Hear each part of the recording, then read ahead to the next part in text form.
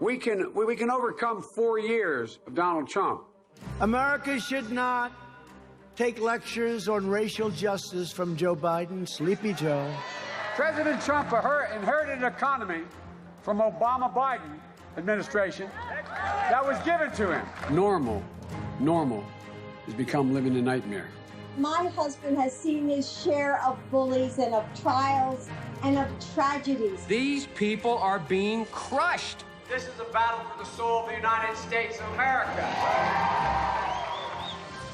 Joe Biden, who has had a political career spanning half a century, is underlining his government experience, aiming to cast himself in the role of President of the United States as a seasoned, steady hand in an uncertain, dangerous world. And make no mistake about it, this campaign will send Donald Trump packing.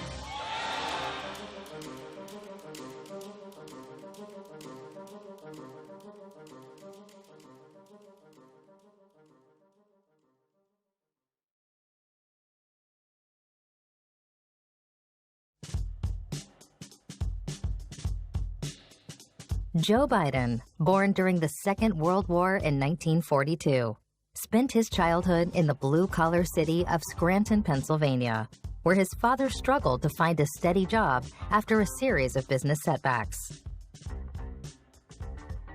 When Joey was 10, his family moved to Wilmington, Delaware, after his father secured a job selling cars there.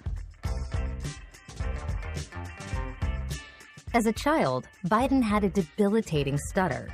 Classmates mockingly called him Dash, likening his staccato pronunciation to Morse code, and bye-bye on account of his attempts to say his last name of Biden. Biden attended the nearby University of Delaware, where he studied history and political science and played football. In his junior year at college, Biden went to the Bahamas for spring break, where he snuck into a hotel pool and met his future wife, Nelia Hunter. Even at such a young age, Joe had high aspirations and wanted to impress. On being asked what he intended to do for a living, student Joe told Nelia's mother that he intended to become the President of the United States. The couple fell for each other straight away, and encouraged by his new love, he applied himself more fully to his studies, and in 1965, on his graduation from Delaware, he was accepted into Syracuse University Law School. Sweethearts Joe and Nelia married the next year in 1966. On his graduation from law school in 1968, Joe moved to Wilmington, Delaware to begin his career practicing at a law firm. It was around this time he became an active member of the Democratic Party, and in 1970, Biden was elected to the Newcastle County Council, at 29 years old to the U.S. Senate in 1972, becoming the 5th youngest senator in U.S. history.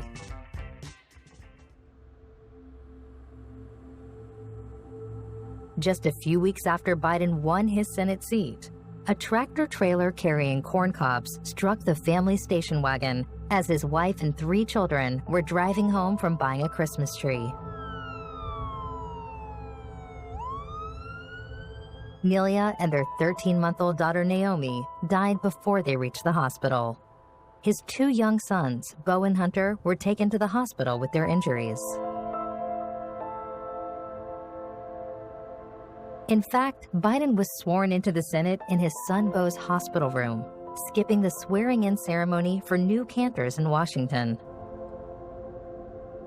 In order to spend as much time as possible with his sons, Biden decided to continue to live in Wilmington, commuting to and from Washington each day by Amtrak train, a practice he maintained throughout his entire tenure in the Senate. From 1973 to 2009, Joe Biden served a distinguished Senate career. Over the years, Joe won respect as one of the Senate's leading foreign policy experts, serving as chairman of the Committee on Foreign Relations for several years.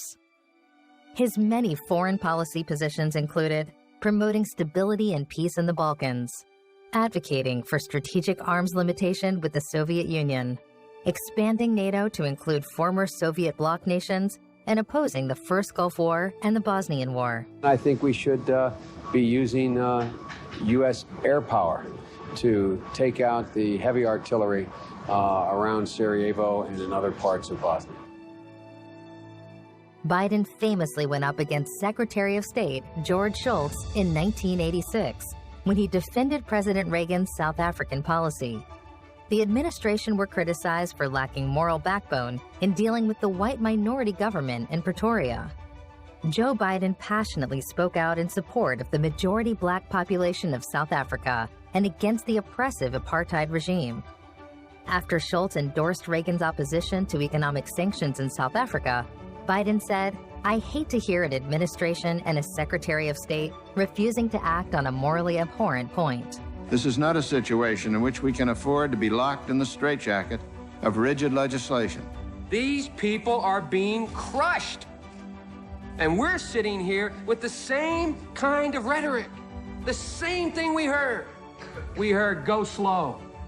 We heard, we have to take care of the problem afterwards. We heard, we can't impose. You are totally misconstruing the testimony that I gave. I'm not calling for violence. That's what you're doing. I hate to hear. Exactly what you're doing. I hate to hear an administration and a Secretary of State refusing to act on a morally abhorrent point. I hate to hear this country. I'm ashamed that this country puts out a policy like this that says nothing.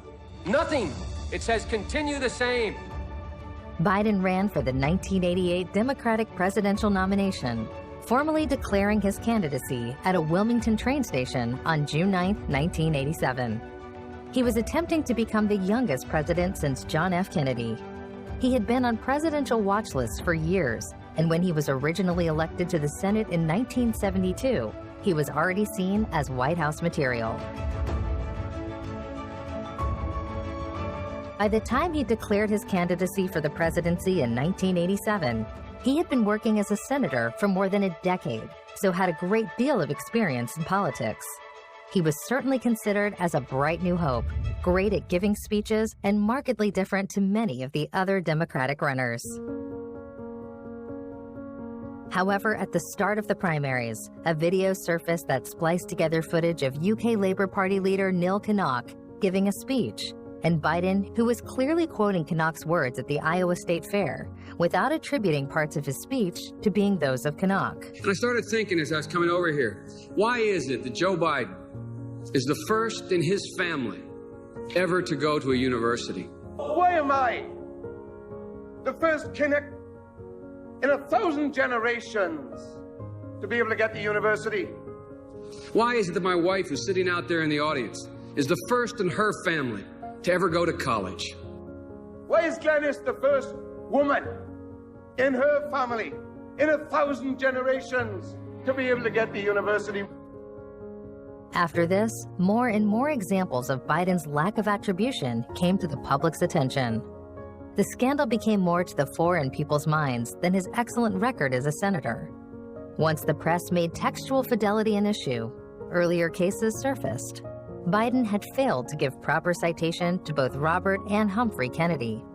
Added to this, during his first few months at Syracuse Law School, in 1965, Joe failed a course as he wrote a paper that plagiarized 5 pages from a published law review article without footnotes or quotation marks. At the time, Biden was able to make up the course, but he could not forget this front-page news during his quest for the Democratic nomination. So in September 1987, he cut his losses and announced that he was dropping out of the race. In typical Biden style, on a trip to Europe in 1988, he jokingly gave Kinnock some of his speeches to use with or without attribution. Relinquishing this dream was difficult, but potentially it saved his life. A severe headache in February 1988 turned out to be a brain aneurysm. After a grueling 2 rounds of brain surgery, he told Time magazine, "There is no doubt, the doctors have no doubt, that had I remained in the race, I'd be dead." The always resilient Biden returned to the Senate after a 7-month recovery period.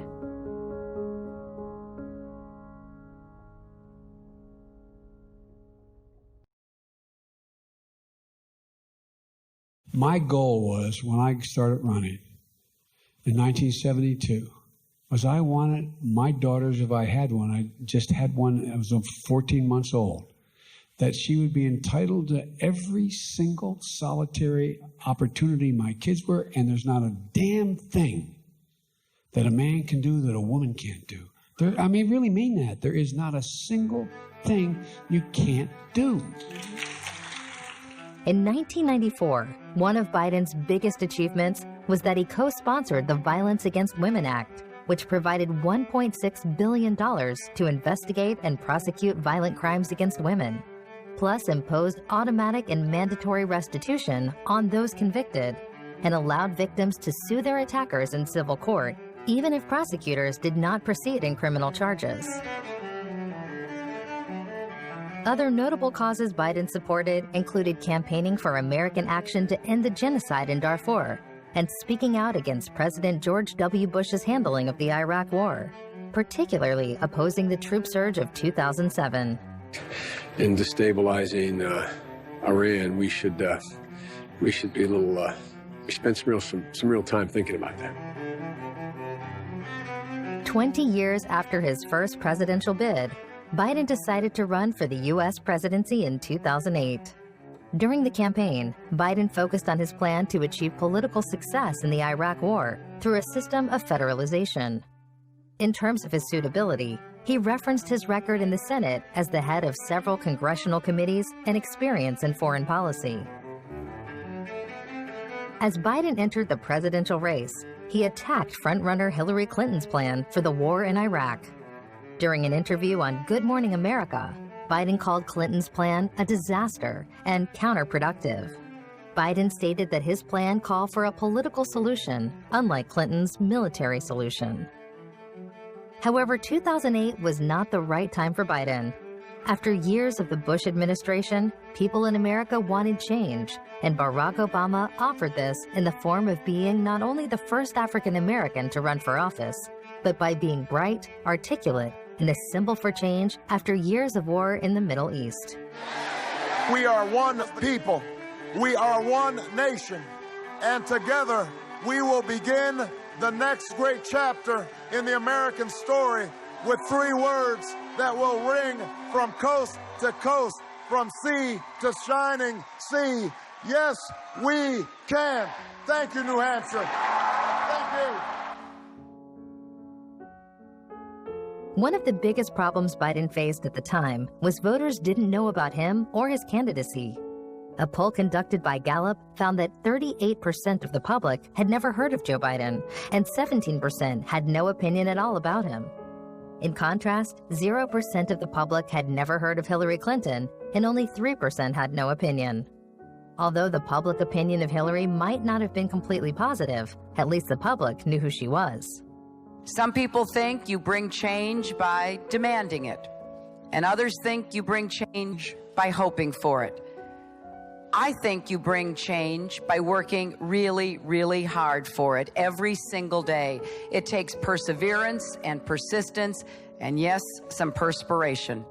Biden has often been criticized for what he says. To quote Jonathan Darman of MSNBC, "The senator's biggest enemy has always been his own mouth." And it is true that comments about the other candidates in the 2008 bid overshadowed his own policies. He especially drew criticism in the popular press for his evaluation of Senator Obama. Biden was quoted in the New York Observer as saying, "I mean, you've got the first mainstream African-American who is articulate and bright and clean and a nice-looking guy. I mean, that's a storybook, man." Biden sought to clear up the controversy by apologizing to Obama on the same day and repeated his regret on The Daily Show that same evening. "Look, the other part of this thing that got me in trouble is using the word clean. I should have said fresh." Some media observers labeled Biden's announcement as a launchpad disaster. The remark did undermine his campaign, and with Obama being the popular candidate, the comment severely damaged Biden's fundraising ability. After finishing in 5th place in the Iowa caucus on January 3, 2008, garnering only 1% of the total vote, Biden ended his presidential bid. In a tearful rally with family and friends by his side, Biden declared, "I ain't going away. I'll be going back to the Senate as the chairman of the Foreign Relations Committee and I will continue to make the case I've been making. Biden was right about that. He certainly was not going away. He had created a favorable impression during the debates and increased his stature among Washington politicos. In particular, Barack Obama changed his opinion of Biden, liking how he had handled himself at campaign stops and appreciating his appeal.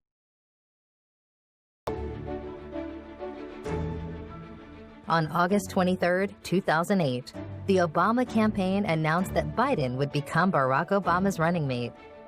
During the campaign, he used his political experience to compliment Obama. He could relate to blue-collar Americans, being originally from Pennsylvania, a blue-collar state. He had a multitude of connections in Capitol Hill, and he had more personal connections in foreign policy than Obama. The pair were a perfect fit. I love how Republican nominees are always going to change the Republican Party. He's going to change how Washington works. Well, folks, we've seen that movie before. And you know from experience, the sequel is always worse than the original.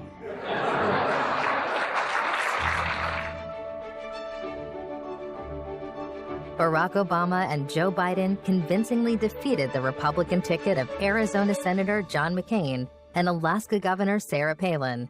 And on January 20th, 2009, when Obama was sworn in as the 44th U.S. president, Biden became the 47th vice president.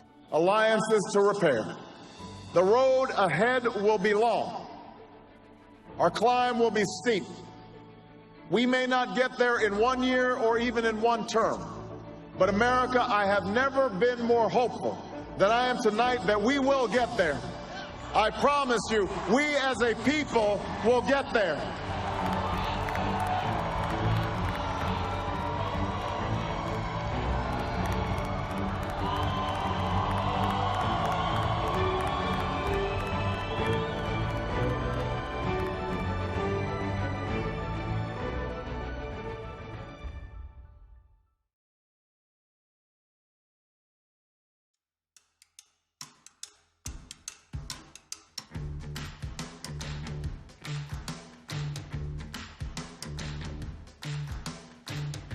While Biden mostly served in the role of behind-the-scenes advisor to the president, he took particularly active roles in formulating federal policies relating to Iraq and Afghanistan.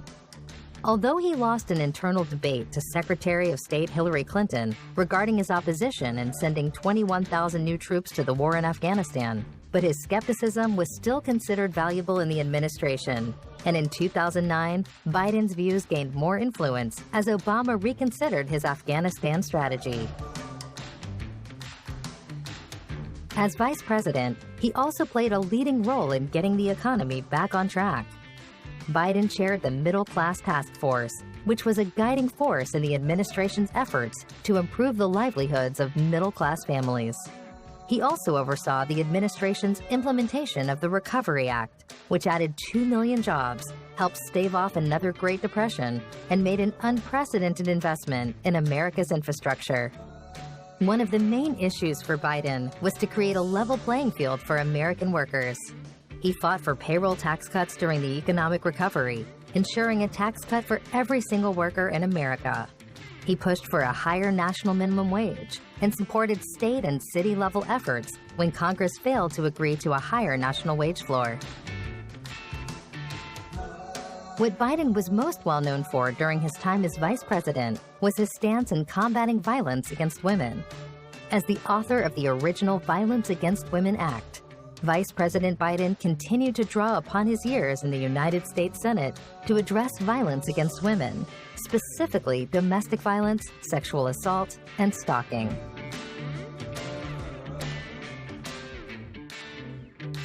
Tragically, in 2015, Joe lost his son Beau to brain cancer at the age of 46. The nature and seriousness of the illness had not been previously disclosed to the public, and Biden had quietly reduced his public schedule to spend more time with Beau. Before his death, Beau had been widely seen as the frontrunner for the 2016 Democratic nomination for governor of Delaware. Beau would always say, "Dad, look at me, look at me. When they ask about me, smile, Dad. Don't look sad, Dad. No matter what happens, Dad, I'm going to be okay, but you got to promise me promise me you'll be okay. What he meant by that was he knew we'd take care of the family, but he wanted to make sure that I continue to do the things that I can. Following this tragedy, Biden considered a run for the presidency, but he put the speculation to rest in October 2015, when he announced that he would not seek the 2016 Democratic nomination. In the White House Rose Garden, with his wife Jill and President Obama by his side, Biden made his announcement, referring to his son's recent death in his decision-making. Biden added, "While I will not be a candidate, I will not be silent. I intend to speak out clearly and forcefully, to influence as much as I can where we stand as a party and where we need to go as a nation." To Joe Biden.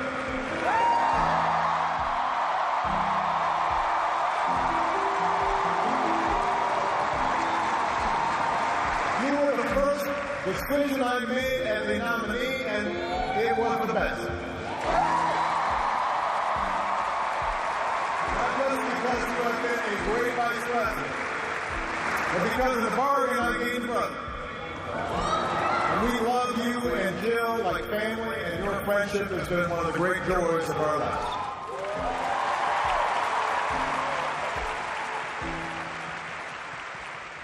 On January 12, 2017, President Obama presented Biden with the Presidential Medal of Freedom with distinction, the nation's highest civilian honor, in a surprise ceremony at the White House. Obama called Biden the best vice president America's ever had.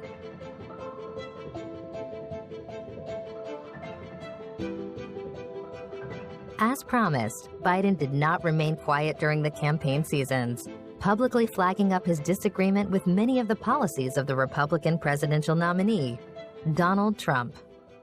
On June 20th, Biden critiqued Trump's proposal to temporarily ban Muslims from entering the United States, as well as his stated intent to build a wall along the border with Mexico, adding that Trump's suggestion to either torture and/or kill family members of terrorists was damaging both to American values and to our security.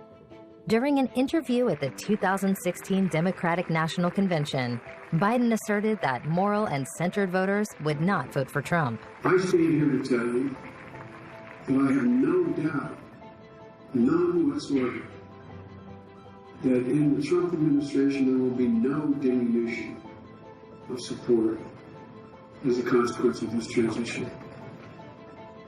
Even if the new administration were inclined to reduce the candidate, which it is not, Congress would never let it happen. The American people would never let it happen. Biden did occasionally reveal his mixed feelings on bypassing the chance to run for president.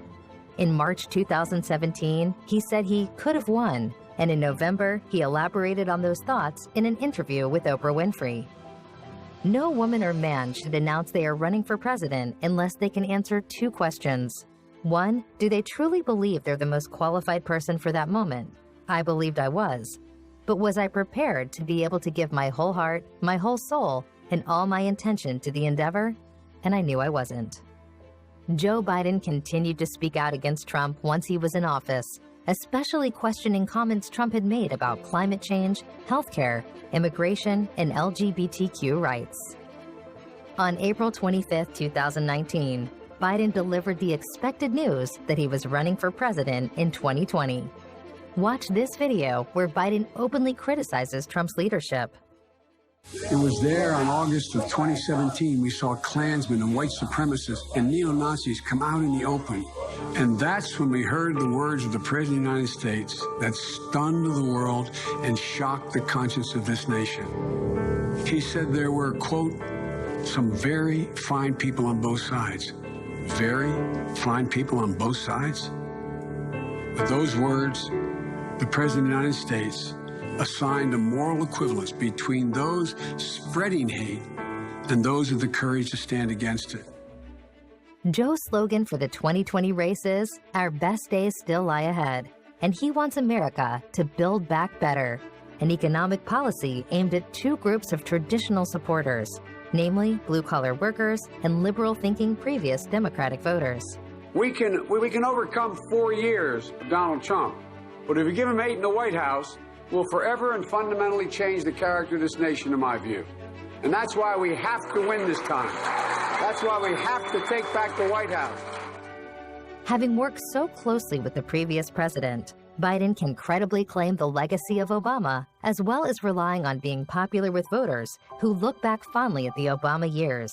He has also gained a foothold with the older and more moderate members of the Democratic base.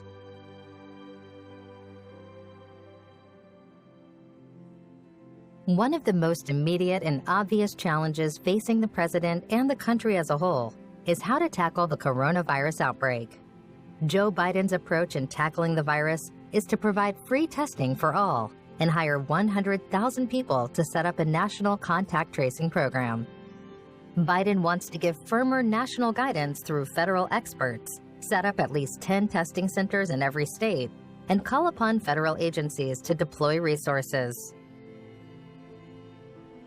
We would love to have Joe Biden as our president. He's the people's president. He's going to make reason out of this madness we're in right now, and I think he'd be great for the people.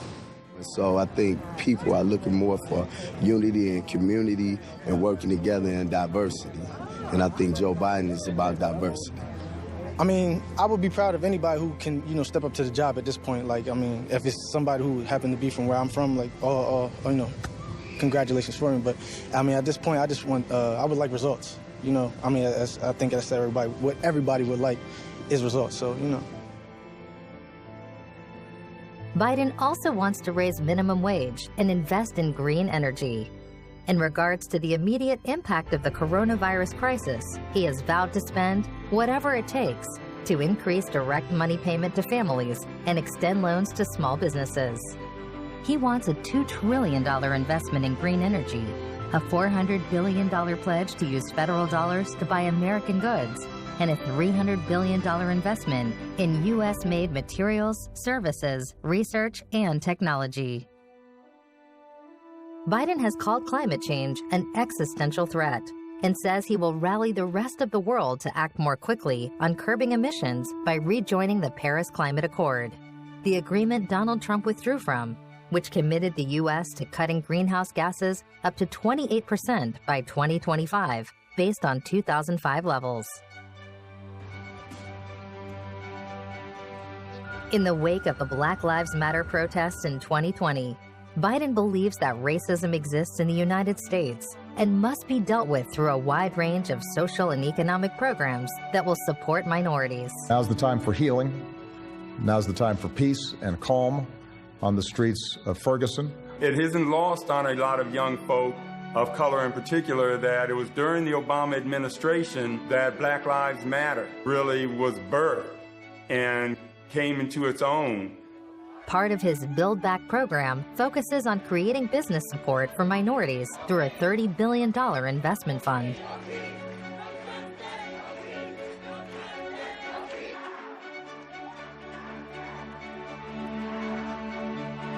During his time as a senator in the 1990s, Biden's tough-on-crime position has been highly scrutinized, especially in the current political climate.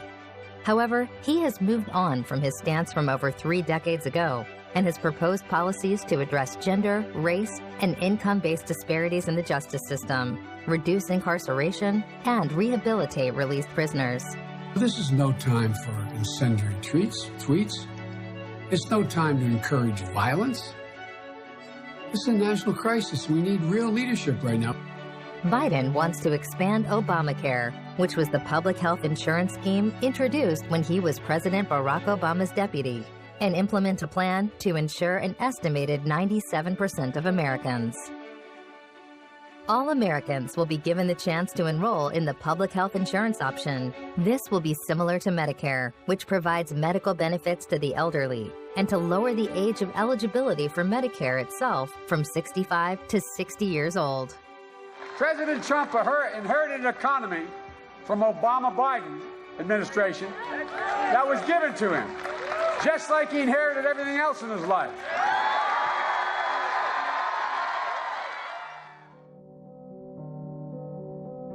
He also plans to end the gun violence epidemic, which would amount to the largest changes to America's gun laws in more than 2 decades. Normal normal has become living a nightmare.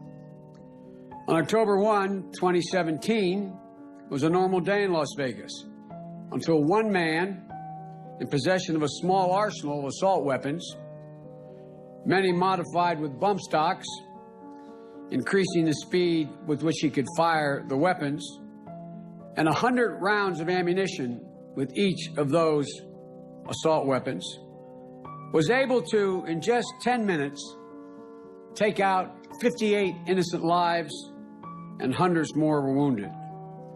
The largest mass shooting in American history. And normal, to me and to all the people behind me, is not acceptable. I'm just so grateful that I just missed it, but there's also so much pain of thinking, like, why wasn't it me, and what did those people do to deserve it? Moms like Stephanie, they do not accept a world where her bright, beautiful 4-year-old daughter, Dayla, gets cut down by a stray bullet in front of her twin brother, and nothing changes. And I want to say to all of you here today, it takes enormous courage to be here. It takes enormous courage, because every single time, I know, every single time you show up at something like this or you speak to this issue, you relive as if the moment happened this moment. But you're giving people courage around the country. I don't accept that we can't stand up and say no more. Oppose a change in any way that would cure this god-awful problem. I've beaten the National Rifle Association nationally twice, passed meaningful gun legislation at a federal level, and I'll do it again. This proposal includes universal background checks, an assault weapons ban, more resources toward the enforcement of existing laws, a public push for the development of smart guns, and incentives for states to adopt red flag laws, which allow courts to confiscate guns from people deemed a risk to themselves or others, and develop gun licensing systems.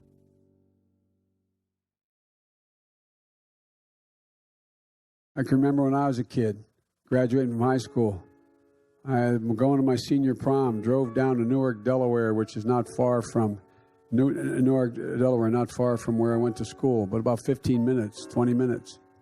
Pulling my old car in and borrowing a car from my dad, a new car for the prom. And I walked in and asked the secretary, I said, Mary, where's Dad? He's outside, honey. My dad was a very decent, honorable, gentle man. And walking out and seeing him pacing outside the showroom. I said, what's the matter, Dad? And he looked up, he said, Joey. He said, I'm so sorry. I'm so sorry. I've told the story 1,000 times because it resonates with so many people. Because so many people went through the same thing today. I said, what's the matter, Dad? This is before cell phones. I thought maybe something happened to one of my siblings or my mom or something. I said, what's the matter, Dad? He said, I went to the bank today, honey, to see if they'll lend me the money to get you to school, help you get to school. They won't. Joey, I'm so ashamed. That's being stripped of your dignity for a parent to have that feeling. And millions of parents have that feeling because the cost of education for opportunity people has gotten so out of reach for so many people.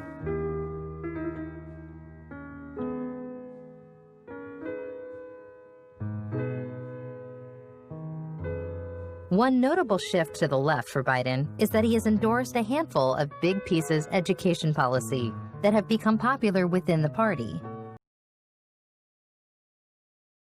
Free colleges and student loan debt forgiveness. These would be paid for by the money gained back from withdrawing the Trump-era tax cuts. The second piece of allowing you to have your dignity. Does anybody think that 12 years of education is enough in the 21st century to be in the middle class? I don't know anybody who does. So, the report I did for President Obama before we left office, talking about the jobs of the future, we pointed out then, right today, 65 out of every 100 jobs in the United States of America requires something more than a high school degree. My wife, who still teaches at the community college, says it best. Any country that out-educates us is going to out-compete us. That's why I propose to making technical and community colleges free.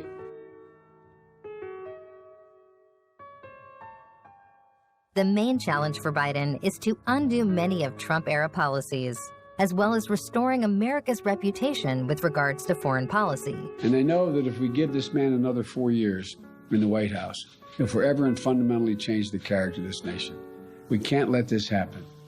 That's why, from the moment I entered this race, I did say we're in the battle for the soul of this nation. And we are. In his first 100 days in office, Mr. Biden promises to reverse Trump policies that end the bans on travel from several majority Muslim countries, rescind limits on the number of applications for asylum, and also abolish the policy that separates parents from their children at the U.S.-Mexican border. He also promises to protect the Dreamers, people brought illegally to the U.S. as children who were permitted to stay under an Obama-era policy, as well as ensure they are eligible for federal student aid. Another undertaking is to repair relationships with U.S. allies, particularly with the NATO alliance, which Mr. Trump has repeatedly threatened to undermine with funding cuts. Trump has publicly attacked Biden on numerous occasions, branding him as Sleepy Joe. America should not take lectures on racial justice from Joe Biden, Sleepy Joe. It has also been suggested that he will create false stories to divert attention away from him. A new issue surfaced in September 2019 with the revelation that President Trump had pressured the Ukrainian government into investigating Biden and his son Hunter. This stemmed from Hunter's former involvement with the Ukrainian energy company Burisma Holdings, and Biden's efforts to have the country's prosecutor general at the time fired. Rudy Giuliani, former mayor of New York City and Donald Trump's advisor and personal lawyer, talks in this clip about his involvement with the case. That there's an alternative theory of how this crime was committed. And the crime was committed by Democrats. And as his lawyer, it's my obligation to establish those facts. Are you willing to testify in front of Congress? Well, there's a lot of problems with that. I mean, would I like to testify and tell my story? Sure.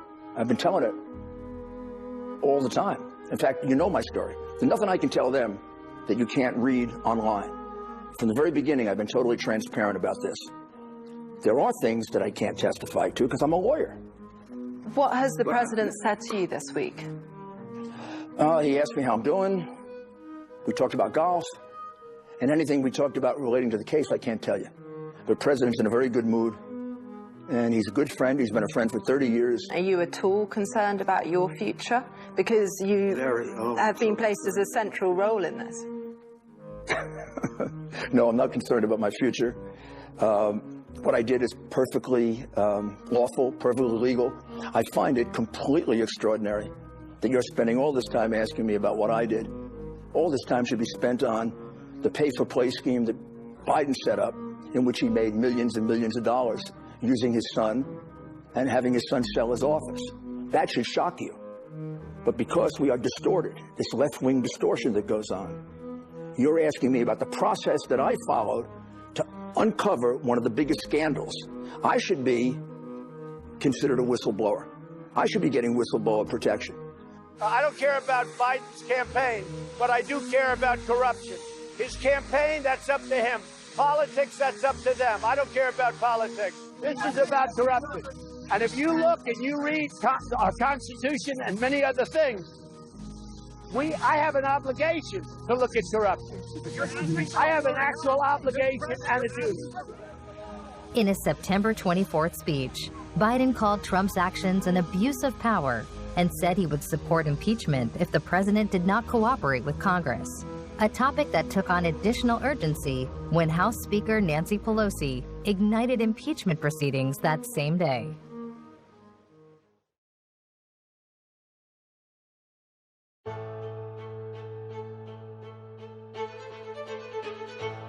The central 2020 Democratic presidential candidates were Bernie Sanders, Elizabeth Warren, Michael Bloomberg, Pete Buttigieg, Amy Klobuchar, with the main threat to Biden being Vermont Senator Bernie Sanders.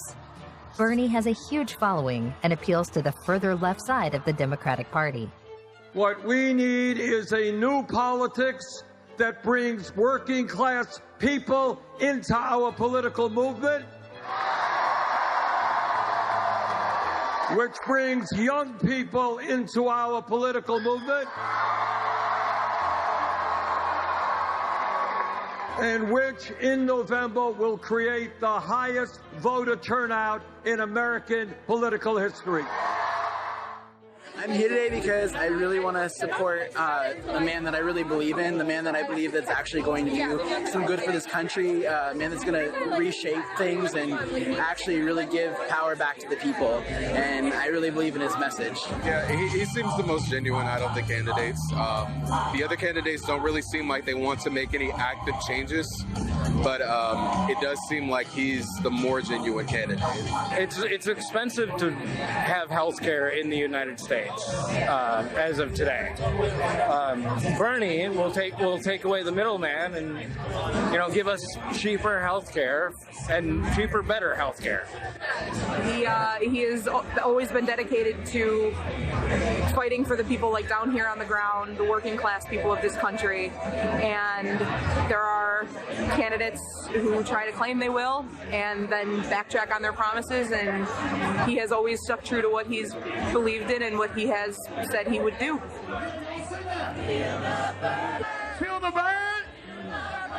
However, when Bernie dropped out of the race in April 2020, he made a point of telling his supporters to get behind Biden, who became the presumptive Democratic nominee. After he dropped out of the 2016 race, supporters felt anger towards the candidate at the time, Hillary Clinton, which in turn led them to not voting. Sanders wants a Democrat in the White House, so his endorsement will help Joe in the run-up to the election.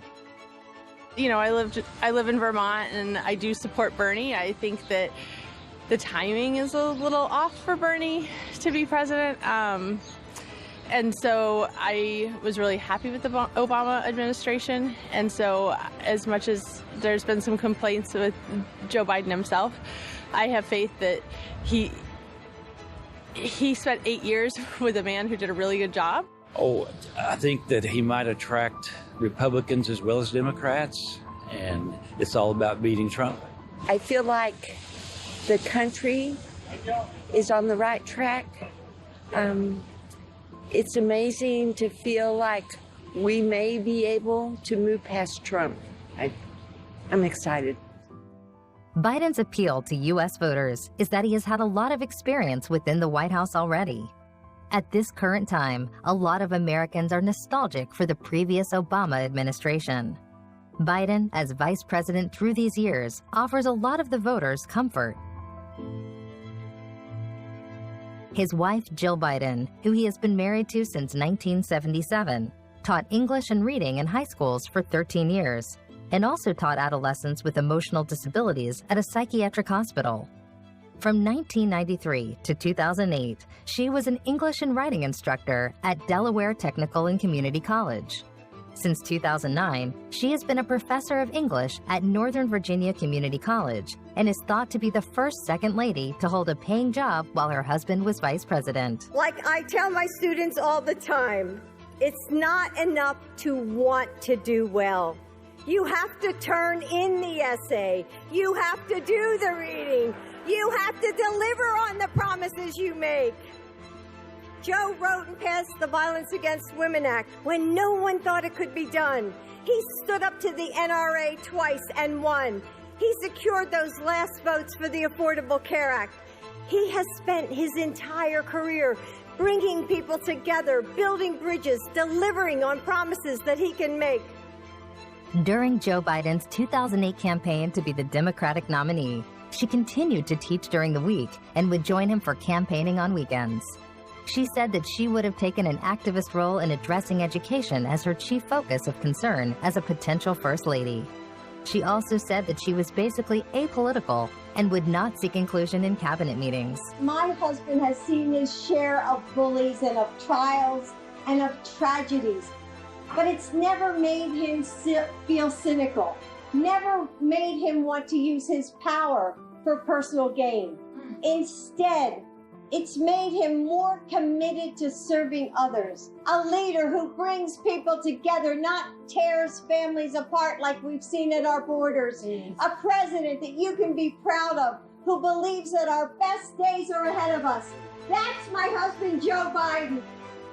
Kamala Harris, the California Democrat, was born in Oakland, California, to 2 immigrant parents, an Indian-born mother and Jamaican-born father. We are a diverse country, yes. And some people would suggest that in diversity, when there is a diverse population, one cannot achieve unity. I reject that notion because this is my belief. Yes, we are diverse, and we have so much more in common than what separates us. After her parents' divorce, Miss Harris was raised primarily by her Hindu single mother, Shyamala Gopalan Harris, a cancer researcher and civil rights activist. She grew up engaged with her Indian heritage, joining her mother on visits to India. But Miss Harris has said that her mother adopted Oakland's Black culture, immersing her 2 daughters, Kamala and her younger sister Maya, within it. She became the district attorney, the top prosecutor for San Francisco in 2003, before being elected the first woman and the first Black person to serve as California's Attorney General, the top lawyer and law enforcement official in America's most populous state. Ms. Harris gained a reputation as one of the Democratic Party's rising stars, using this momentum to propel her election as California's junior U.S. Senator in 2017. When she launched her candidacy for president to a crowd of more than 20,000 in Oakland, California, her 2020 bid was met with initial enthusiasm. But the senator failed to articulate a clear rationale for her campaign and gave muddled answers to questions in key policy areas like healthcare. We are not treating people equally in our healthcare system writ large if they don't have money. She was also unable to capitalize on the clear high point of her candidacy, debate performances that showed off her prosecutorial skills, often placing Mr. Biden in the line of attack. After the 1971 Supreme Court ruling in Swan versus Charlotte Mecklenburg Board of Education, lower courts began mandating busing to effectively desegregate schools. Black students started taking school buses to majority white schools and white students to majority Black schools, often in neighborhoods far from where they lived. It became one of the most controversial topics in U.S. politics at the time. Before the Supreme Court mandated school desegregation, schools for African American children often had smaller resources compared to those white children attended, which in turn created racial gaps in achievement and opportunities. Supporters of busing argued that the practice was necessary to effectively integrate schools and help correct the damaging legacy of school segregation. But opponents of busing, many of whom were also opponents of school desegregation, argued that children were being transported to unsafe neighborhoods and objected to the long commutes children experienced. Others, including Biden, said that busing forced schools to achieve racial quotas and did not achieve equal opportunity for students. Biden's fight against busing more than 4 decades ago, as well as his praise of segregationist senators, has subjected him to scrutiny against the backdrop of today's more progressive Democratic Party. Biden's comments drew sharp criticism from his 2020 Democratic presidential rivals, and Harris attacked him for the remarks during the first Democratic debate, as you can see in this clip. I also believe, and it's personal, and it was hurtful to hear you talk about the reputations of 2 United States senators who built their reputations and career on the segregation of race in this country. And it was not only that, but you also worked with them to oppose busing. And, there was a little girl in California who was part of the 2nd class to integrate her public schools. And she was bused to school every day. And that little girl was me. We have to be honest about what happened. I mean, we really have to be honest. And I said what I meant. It was hurtful. I have a great deal of respect for Joe Biden. And I think it's really important for us to remember our nation's history on these issues. And that it's not history from a really long time ago. Like, it directly impacted me. Biden called Harris's comments a mischaracterization of my position across the board. He said that he opposed busing mandated by the Department of Education, but that he took no issue with local districts busing as they saw fit. The two made amends, with Harris understanding Joe's take on the issue and realized that this was decades ago where the political climate was very different. And when you put the kind of fight and work that you have always put into investing in the future of America, we will elect Joe Biden as the next president of the United States. On August 11th, 2020, Biden announced Kamala Harris as his vice presidential running mate. First of all, is the answer yes? The answer is absolutely yes, Joe, and I am ready to work. I am ready to do this with you, for you. I'm just deeply honored, and I'm very excited. Choosing Kamala Harris as his running mate mirrors Obama's decision to pick Biden in 2008. She balances Joe out. In August, Biden officially became the 2020 Democratic presidential nominee. Watch his acceptance speech, which won praise from the left and the right. I accept this nomination for President of the United States of America. But while I'll be a Democratic candidate, I will be an American president. I'll work hard for those who didn't support me, as hard for them as I did for those who did vote for me. The current president has cloaked American darkness for much too long. If you entrust me with the presidency, I will draw on the best of us, not the worst. And now history has delivered us to one of the most difficult moments America's ever faced. Four historic crises, all at the same time.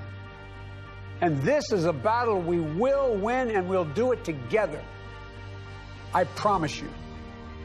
Thank you, and may God bless you, and may God protect our troops. Good night.